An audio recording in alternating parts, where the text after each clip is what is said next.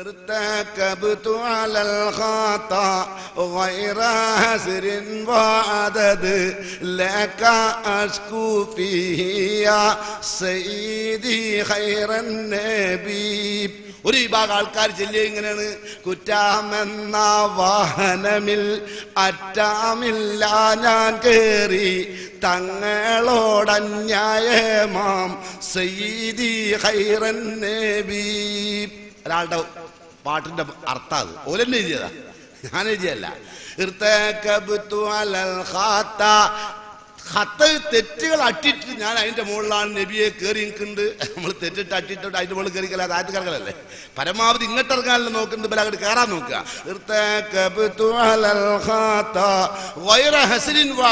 എണ്ണവുമില്ല വണ്ണവുമില്ലാത്ത തെറ്റുകുറ്റങ്ങൾ അട്ടിട്ടിട്ട് അതിന്റെ മുകളിൽ കയറിക്കുക നബിയെ. അതുകൊണ്ട് അങ്ങയോട് ഞങ്ങൾ ഇതാ ശകായത്ത് ചെയ്യുകയാണ്, ഞങ്ങൾ പരാതി പറയുകയാണ്. പരാതി പറയാൻ അള്ളാഹുവിനോടാണ് വേണ്ടത്. നിങ്ങൾ പിന്നെ മലയാളത്തിലല്ലാതെ പിന്നെ അറബിയിൽ ഖുതുബ ഓതിയാൽ എങ്ങനെ ശരിയാകും? എങ്ങനെ ശരിയാകും? ഈ വിവരം കെട്ട നിങ്ങൾ അറബി കൈകാര്യം ചെയ്താലും എന്തായിരിക്കും സ്ഥിതി? നേതാവാണ് പണ്ഡിതനെ. ഇനി അതിന്റെ അപ്പുറം ഒരു പണ്ഡിതൻ ഉണ്ടോ എന്നുള്ളത് അന്വേഷിച്ചിട്ട് വേണം. ഇർതകബ്തു അലൽ ഖതാ, തെറ്റ് അട്ടിട്ടിട്ട് അതിന്റെ മുകളിൽ ഇങ്ങനെ കയറി നിൽക്കാണ്. എന്താ ഇത് തലയണയാണോ ഇത്? ഇങ്ങനെ അട്ടിട്ടിട്ട് അതിന്റെ മുകളിൽ കയറിക്കാൻ? അപ്പൊ ഇവ മനസ്സിലാക്കിയത് എന്താണ്? മൗലിദ് കിതാബുകളിൽ മൗലിദ് ചൊല്ലുന്ന ഒരു മനുഷ്യൻ സേന്തി മഖ്ദൂമൊക്കെ ജനങ്ങളോട് പഠിപ്പിക്കുന്നത് തെറ്റ് ചെയ്താൽ അഭിമാനിക്കണം എന്ന് പറയുന്നത് പോലെ ആണ്. ഞാന് തെറ്റുകൾ ഇങ്ങനെ അട്ടിട്ടിട്ട് അതിന്റെ മുകളിൽ കയറിക്കണേ. എന്താ മനസ്സിലാക്കിയത് റബ്ബേ എന്ന നിലക്ക് അള്ളാഹുവിനെ ചോദ്യം ചെയ്യുന്ന ഒരവസ്ഥയിൽ മൗലിദ് കിതാബിൽ ഉണ്ട് എന്ന് ജനങ്ങളെ പഠിപ്പിക്കലല്ലേ ഇവന്റെ ലക്ഷ്യം?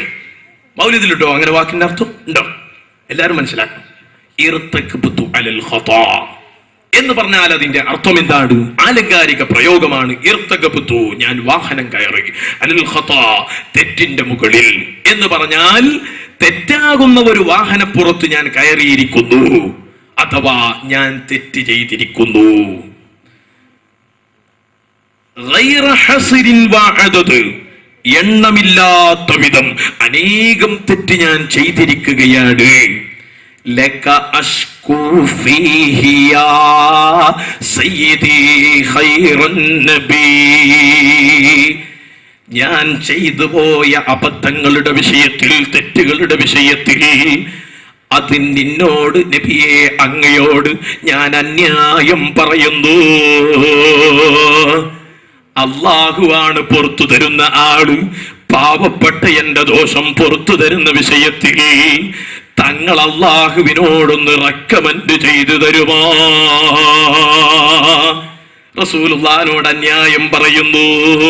ഇർതകബ്തു അലൽ ഖതാ غير حصر وعدد لك أشكو فيه يا سيدي خير النبي الصلاة على النبي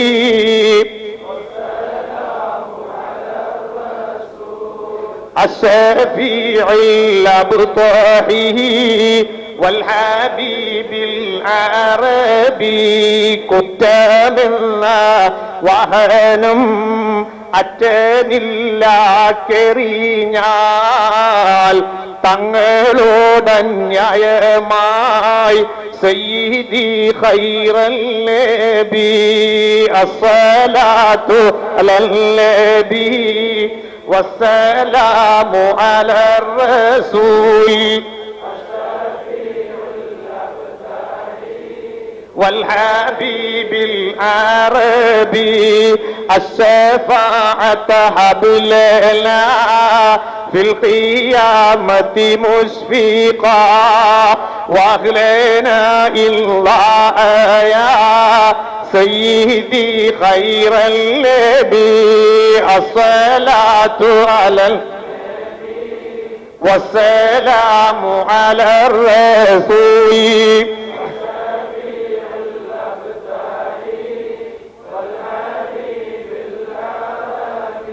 إننا نرجو إلى كرسي حوضك للعطش يوم نشر كتابي يا سيدي خير النبي الصلاة على النبي والسلام على الرسول الشفيع الأبطحي والحبيب العربي യജമാനനായ റബ്ബേ, സാധുക്കളായ ഞങ്ങൾ ചൊല്ലിയ സ്വലാത്തുകൾ നീ സ്വീകരിക്കണേ റഹ്മാനെ.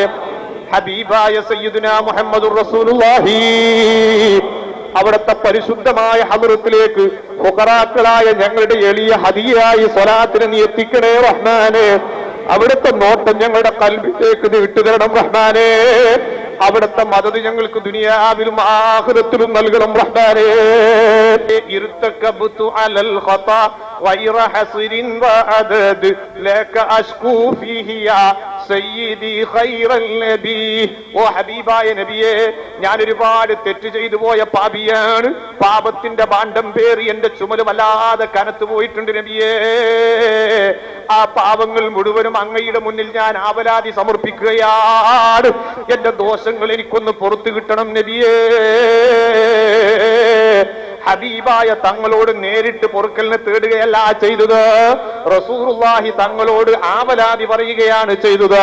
ഇങ്ങനെ ആവലാതി പറയണം എന്നുള്ളത് മുഅ്മിനീങ്ങളുടെ സ്വഭാവമാണ് എന്നും അത് ഖുർആൻ വളരെയധികം പ്രോത്സാഹിപ്പിച്ചതുമല്ലേ.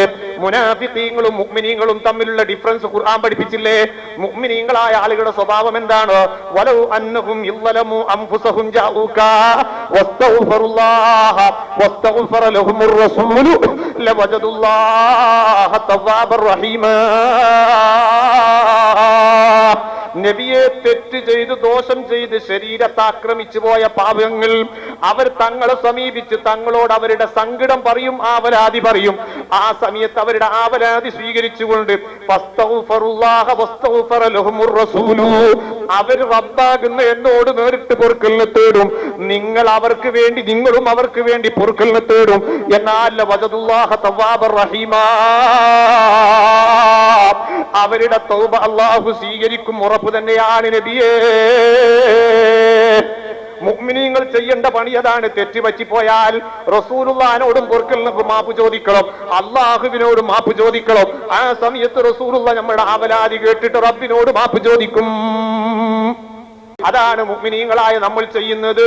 ഇർതകബ്തു അലൽ ഖതാ ഗൈറ ഹസ്രിൻ വഅദദ് ലക അഷ്കൂ ഫീഹി യാ സയ്യിദി ഖൈറൽ നബിയ സയ്യിദി ഖൈറൽ നബിയ സയ്യിദി ഖൈറൽ നബി.